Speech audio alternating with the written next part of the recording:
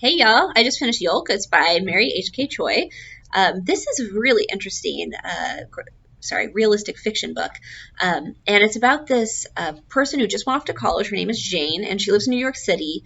And you can tell right off the bat she's kind of lost. Like, you don't really get anything explicit, but she just doesn't seem happy. Like, she's, you know, going out wandering alone drinking, but she doesn't really have close connections with her friends. She has a sort of boyfriend slash roommate, but things between them are really messed up.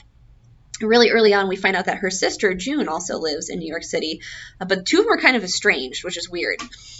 So Jane's kind of like, I don't know, meandering, floundering through life, having some issues when June tracks her down and actually like flips her world on its head by telling her that she has cancer.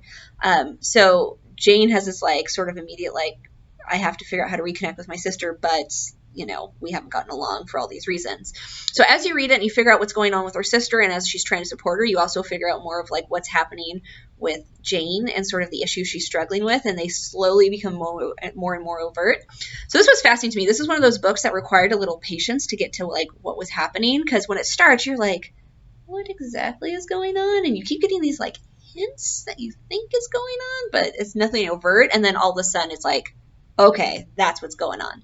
So if you like sort of those books that sort of like, nothing is really explicit right off the bat, this was very interesting, and also just like a really interesting look at like family dynamics, like not just with like her sister, but also her parents, and like who our family is affects who we are and how we interact with them. So go ahead and pick up Yolk.